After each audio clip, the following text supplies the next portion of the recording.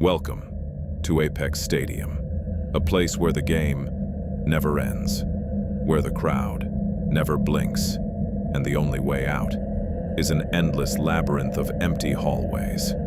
Tonight, the loudspeakers are calling your name.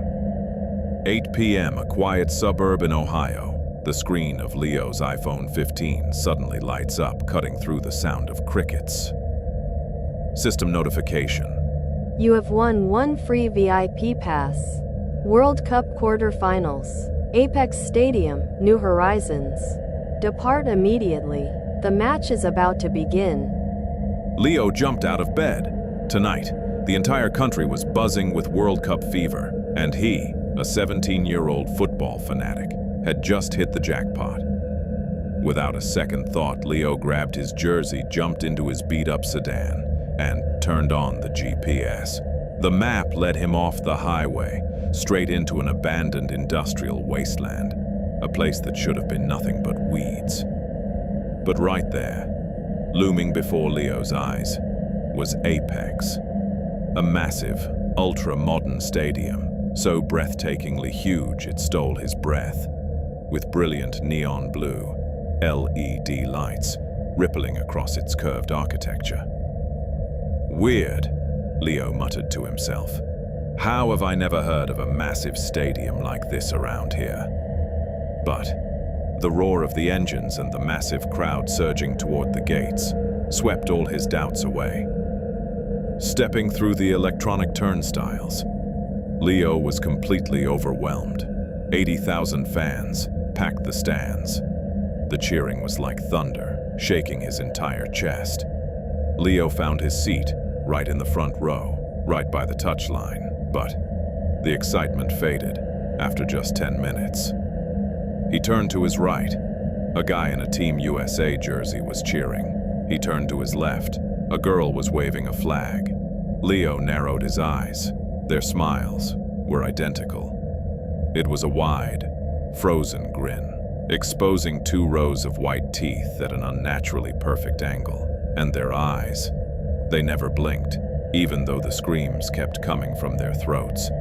The eyes of everyone around him were dull, empty, like lifeless mannequins. Leo looked down at the giant electronic scoreboard hanging over the pitch. USA 2, Jux ENG 2-time, overtime, number 9, 11:40 to 12. Cold sweat broke out on the back of Leo's neck. No match ever goes to 9 overtimes. Down on the pitch, the players were still running, but their movements were glitchy, like corrupted video frames. Their feet glided over the grass, without making a single sound. "I need to get out of here," Leo whispered, his heart hammering against his ribs.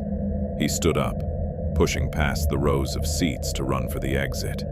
Strangely, no one reacted. No one moved out of the way. They just sat there, staring blankly, straight at the pitch.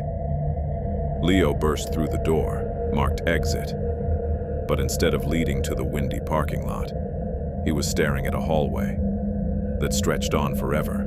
Pale yellow walls, stained gray carpets, and a ceiling lined with fluorescent lights that buzzed. Vzz, vzz, a sharp, mind-numbing hum.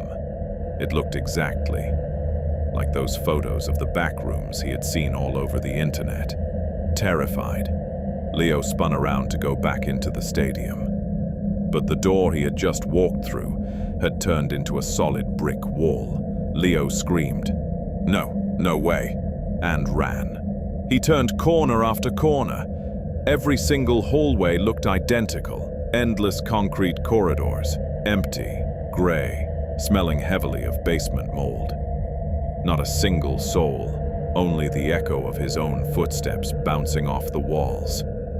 The space seemed to stretch and warp with every step he took. Suddenly, the stadium's loudspeaker system, which had no business being deep inside this hallway, screeched to life.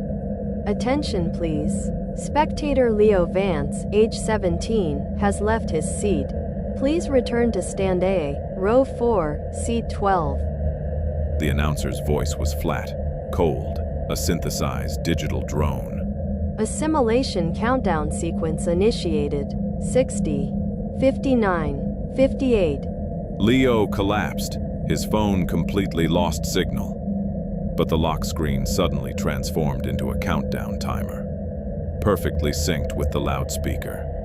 At that exact moment, the walls around him began to shake from the dark corners of the endless hallway. Those fans with the frozen smiles began to step out.